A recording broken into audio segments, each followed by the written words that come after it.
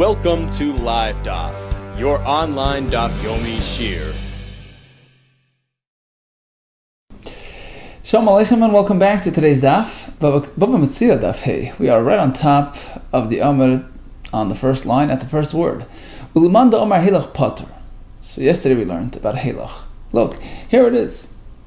I'm giving you back the part that I admit, but the other part I still deny. Is that considered like a Moide B'Miktas, like your classic case of a partial, admission, which of course triggers a shvua? Where's my 100? No, it's only 50. Shvua, you have to swear to back up that partial denial. All right, that's your classic Moide B'Miktas, but here it's a bit of a different type of scenario because he's offering him that money right now. Here, take it. Do we say that sort of gets deducted from the equation, in which case it's really just a claim of, the remaining 50, on which there's a total denial. It's okay for a fully deny that. And therefore there is no shvua. According to Rabbi Yehuda, even by Hilach, even if he's offering him the money, but since there's partial admission and partial denial, there is a Moed B'Miktas. We give it the status of Moed B'Miktas, and there's a shvua. Asks the Gemara, Ulamanda Amar Hilach Pater. If you hold that Hilach has no shvua, Amai Itzrach Krolam Utei Karka Mishvua. So what do we find? Why does the Torah need to exempt claims and denials pertaining to real estate, exempt it from shvua? There's no swearing on that. In any case, there's no swearing. Because if there's a claim on a piece of real estate and he's admitting to part of it, isn't that your hilach? Because karka by definition is right here, it's available, it's accessible, it's hilach. Hakol karka hilach. So why does the pasuk even have to discuss it? So old hilach is anyways pater from shvur. Amar Lach's answer is like this: Israkro, we do need a pasuk. Heicha de chafar ba. We'll have a case where he's offering him a piece of land. Sure, take it back, but it's all damaged and ruined. That's not really hilach. So it's karka, but it's not hilach. It's a bit of mikzas. In which case he would have to make a shvua. Comes the pasuk and says, well, if it relates to land, there's no shvua. Hecha de chafar ba boiroi shich amoris. He dug all kinds of pits and trenches. It's a damaged piece of land. That's not hilach. He's not giving it back as is. Inami, another example. Hecha de tana kelim karkois. Where's my kelim? Where's my karka? Right? He admitted as to the kelim. Lo, yeah, that I owe you, but v'kafar b'karkais, he totally denied the part that pertained to karka. There's no halach now, right?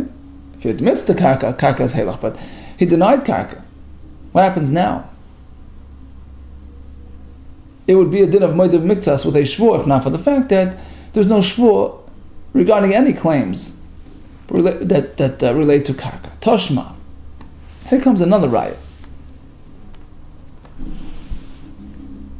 that hilach is chayav. The Tani Rami Bar Chama. If you remember, we actually had this back in Bava Kama of Tzadik Ches. We have a halacha like this: Arbod Shemrin, all four types of Shemrin. You have the fellow doing it for free, Shemer Chinam, a fellow guarding the item for a fee, Shemer Sacha, right? All those four types of individuals.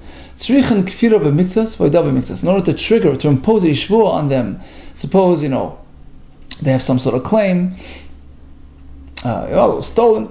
In order to trigger a shvua, to compel them to swear, you need one precondition. Tzrichen Kfira B'Miktas, Voida B'Miktas. According to Rami Bar Chama, a great chiddush. The only time we impose a shvua on any of these people is if, firstly, they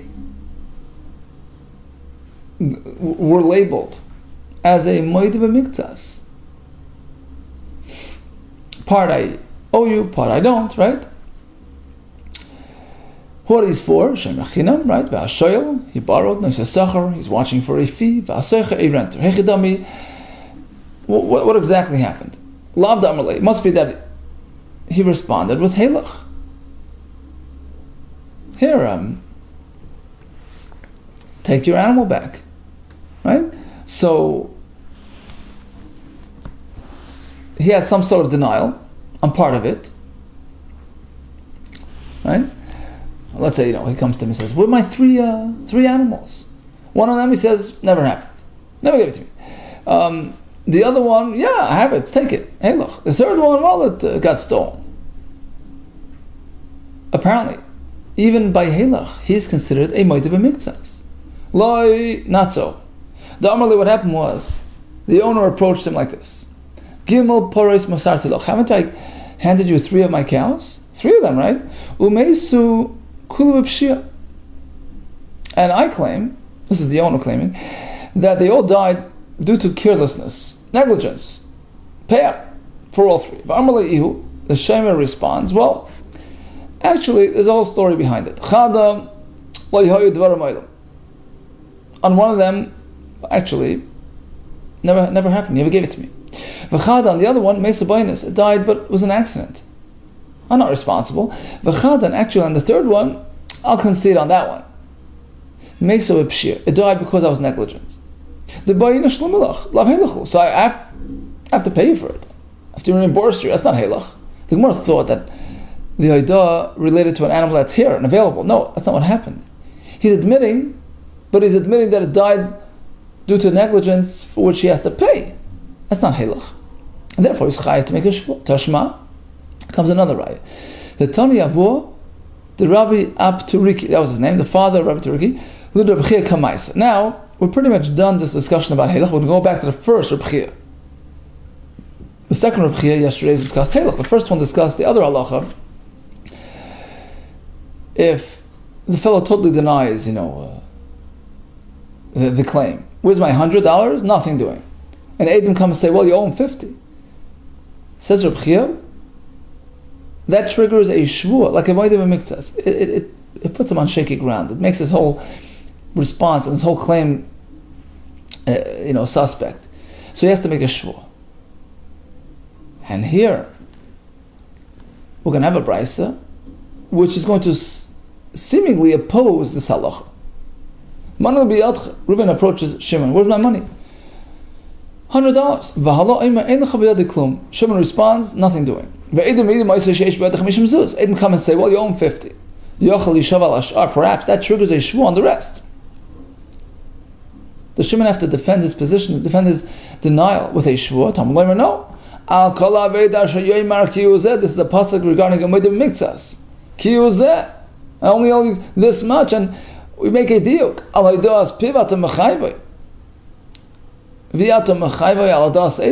only time you get the shvur on him is if he personally admitted, but not due to the Edom coming and incriminating him. So the Bryce is clearly not like Reb Chia, who says there is a shvur even in this case. Well, masnisa karamas led Reb Chia. You're attempting to ask from a Bryce on Reb Chia. Reb Chia Tanahu. Reb Chia had a status of a Tana upalig. He has the authority to disagree with a Bryce. What do you mean Valkroka Amar? The Bryce is based on a pasuk. Hahula Moed B'Miktzas Atayna. Says the Gemara, yeah, that pasuk is actually speaking about when a person partially admits to a claim. That's true, but then we build on that. Remember, we had a Kavachem yesterday which built on that. Well, if a person can do it on his own, certainly the Edom can bring that about. Now, Vavu Rabbi Turiki, the one that had this brisa, Amar Lachi responds like this. Right, the author of the brisa, this opinion disagrees because he says like this: Ksiv hu, ksiv zeh. The word ki hu zeh. That phrase includes both things. Chad lo Moed B'Miktzas Atana. First, the basic halacha, a partial admission triggers a shvur. V'chad adas Edom, the potter. And the fact that it says who and then zeh, only this type of partial admission can trigger a shvur, but it can't happen through Edom. V'idach, what does Reb Chia do with these words? Who and zeh? Chad lo Moed B'Miktzas Atana. One, to teach us the basic halacha, partial admission triggers a shvur if it happens, in response to a claim. V'chad lo Moed B'Minatana. Oh, here comes another point. It's not enough that you admit to part of the claim. It has to be a partial admission which is a response to a claim that pertains to that specific material. Let's say, for instance, where's my wheat? Well, actually, I owe you some barley. That's not mimin hatan. It's not the same type of material. It has to be the same exact thing. V'idach. Now, what does the other shita do? Because he has no pasuk available to teach us this halacha that the haidah has to be mimin hatana. He says like this: you don't need it. Moida mimin hatana lesta. He doesn't hold to this requirement. V'sav l'krang amliel. He holds like this shita this nan. Tana chitin. V'idlei b'sa'ir potter. V'rang amliel machayev. Tanakama says if you demand chitim, he responds with barley. There's no shvur. V'rang amliel says it's chayev. So apparently you don't need this concept of min hatana. Says the Gemara, there was a story regarding a shepherd. Every day the owners were careful and carefully give him their animals in the presence of witnesses, so he couldn't deny that he got those animals. So happens that one day they were in a hurry. They gave him without witnesses. They had no verification, no official confirmation that they gave him anything. Pink that day, he took the opportunity. At the end of the day, Amr he tells them, animals, what animals? You never gave me any sheep today. And what happened? Also Sahadi. Suddenly two Edom show up. They testified against this shepherd. We saw that you shechted two of them. What do you mean? Now, allegedly, he got a whole shipment of sheep, but they only saw that he took two. And he ate them. So that's like a partial liability, right? It's like the Edom coming and incriminating him on 50 of the $100, right? Like Rabbi Chia's case. Yeah,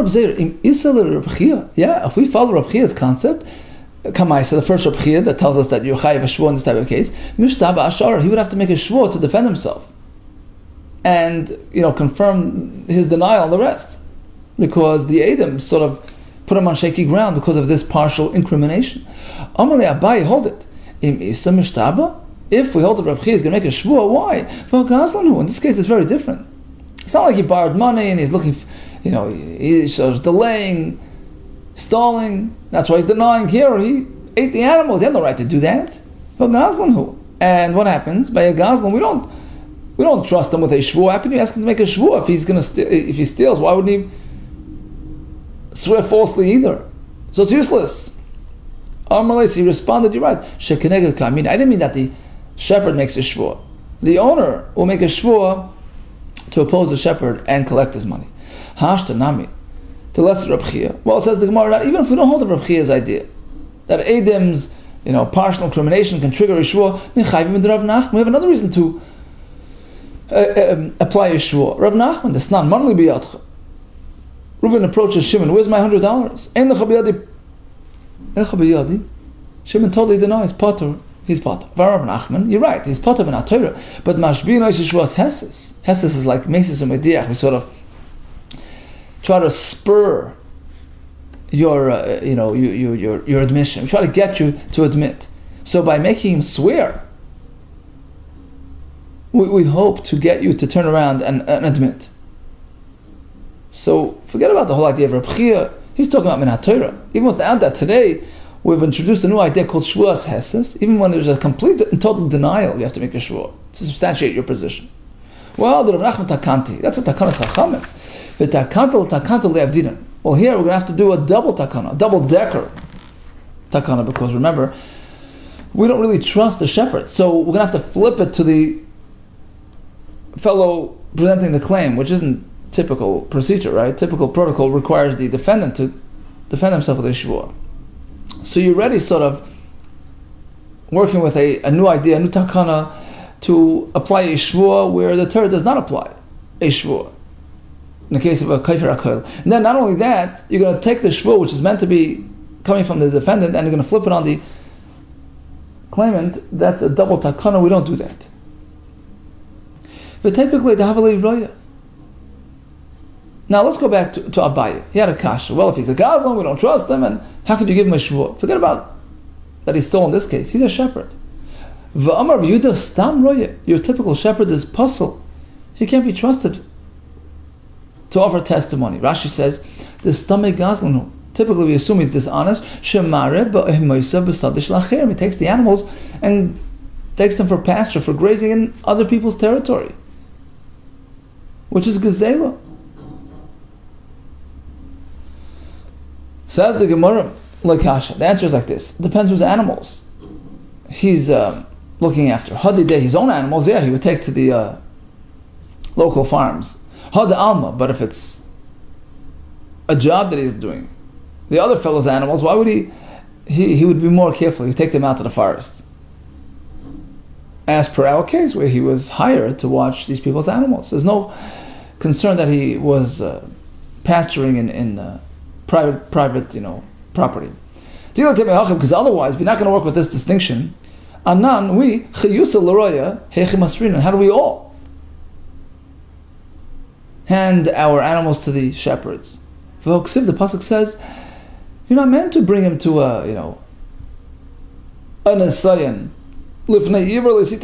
Don't put a stumbling block in front of a blind man. You shouldn't tempt a person. How could you give him an animal, knowing that he might take it to graze in the wrong place? Elo chazaka. It's an established fact. A person would not sin if he has no benefit from it. Right? A person's overcome by temptation because he feels he has benefit.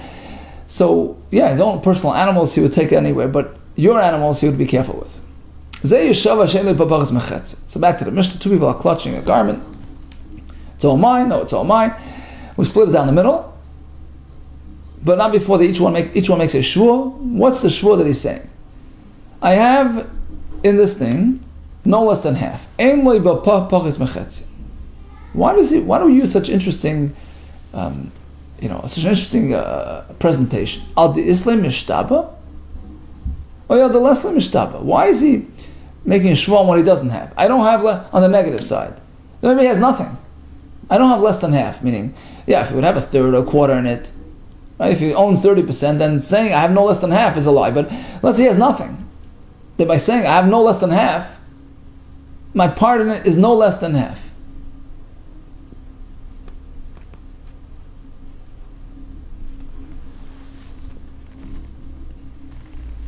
Then even if he has nothing in it, he totally doesn't own it, Rashi says he's still swearing be'emes. It's emes because, right? All he's saying is, look, my part in this thing, my portion in this item is no less than 50%. I don't have less than 50%. Yeah, you're right, they have nothing. Right? Again, if you would own 30%, that's a lie, because you have 30%, which is less than half, but you own nothing. So why do we go with this route? Shouldn't he better be saying, look, I own 50%, say it as it is, and then you know that it's emes, that he really owns it. Amar Rav Huna de Amar Shvur sheyesh li ba, ve'en li ba pachas mechetz. You're right. He should add a little bit. First of all, I'm swearing that I have a portion in this thing. Yesh li ba. So it's certainly not nothing, right? And how much? No less than half. Ve'en li ba pachas mechetz. Ve'nei ma shvur shekul sheli. Why can't you just say simply a shvur that it's all mine? Umi yavin like kuli. Since when do we give him the whole thing? We don't give it to him, so it looks bad. Laz lebezna. It looks disrespectful. It doesn't look proper for the bezna to give him this type of shvur, not give him the actual item. So that's why we prefer doing it the other way. My portion in this thing is no less than 50%, which he's actually going to get from us. Let him say like this: shvur shechatz sheli. I'm swearing that half is mine. After all, that's what he's getting. Marle deburi. That sort of undoes his first claim, which was that it's totally his. So we don't want to do that. Hashta nami marle deburi. Well, why is our formula any better? It's no less than 50% mine. So again, he's sort of contradicting his initial claim that it's totally his. The answer is like this: the Amar Kula Shali. He starts off by saying that's totally mine, and he adds one keyword, Ula Devreichem.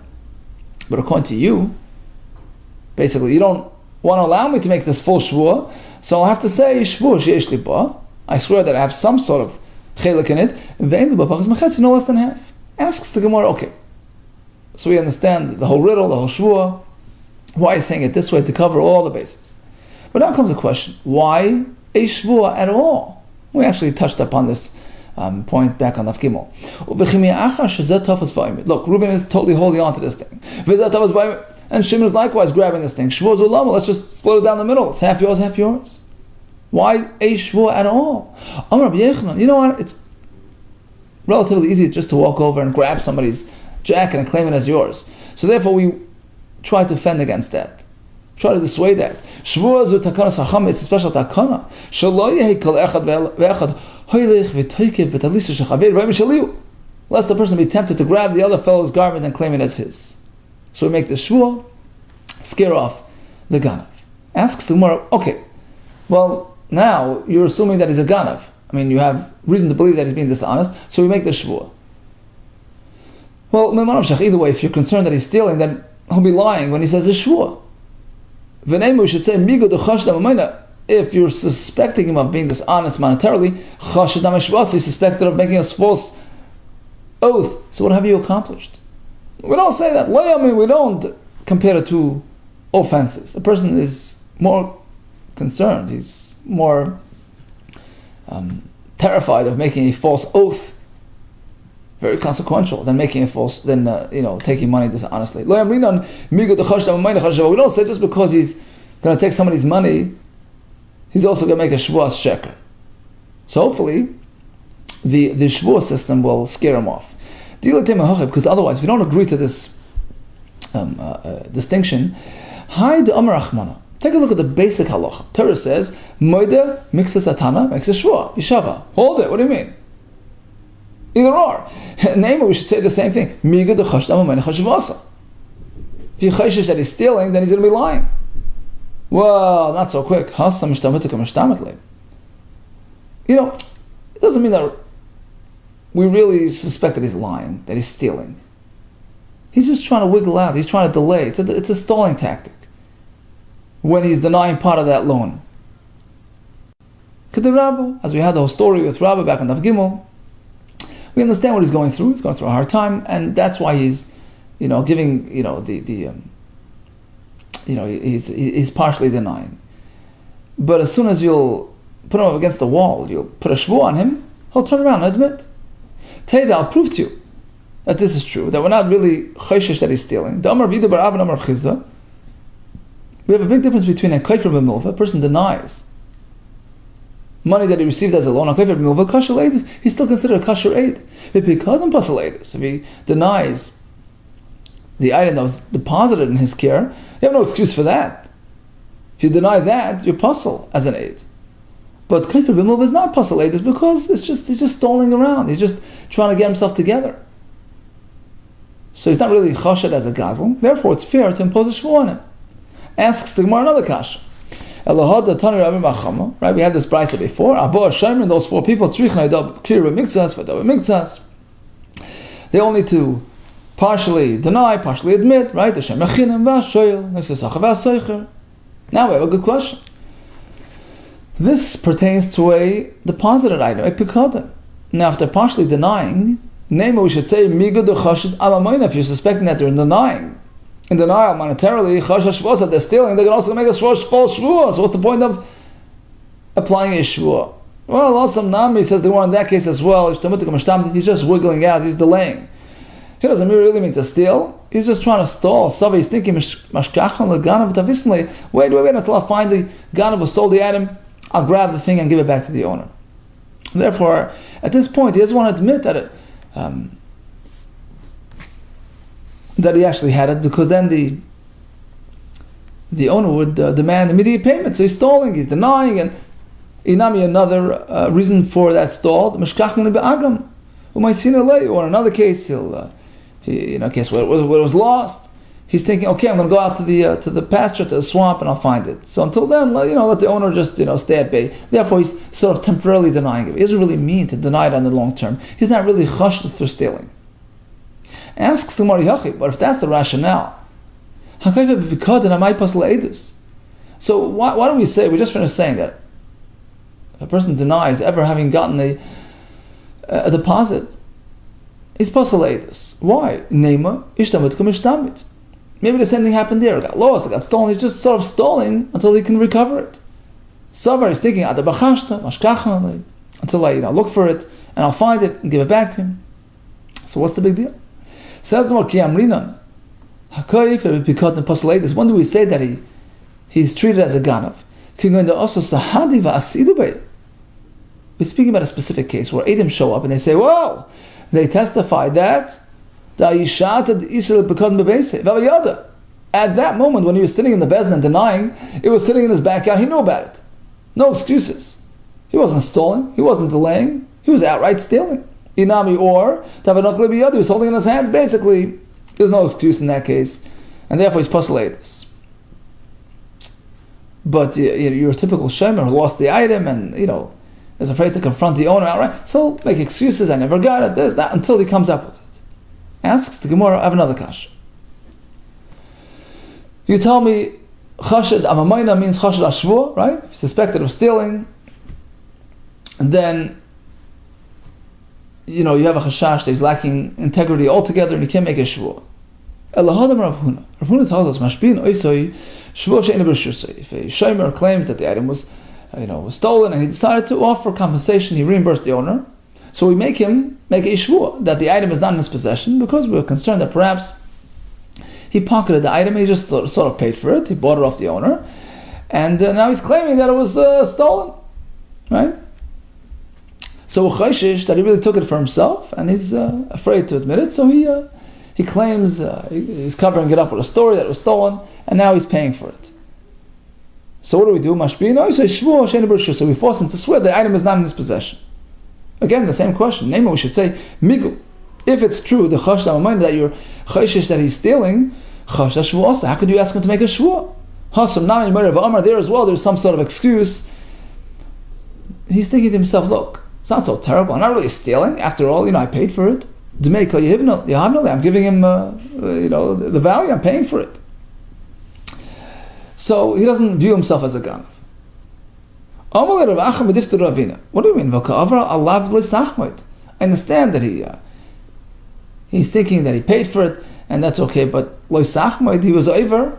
You shouldn't covet. You shouldn't be jealous, right? So it's a lav. Who cares if the chashash is that he steals or that he's over on leisachma? Either way, he's doing an isser.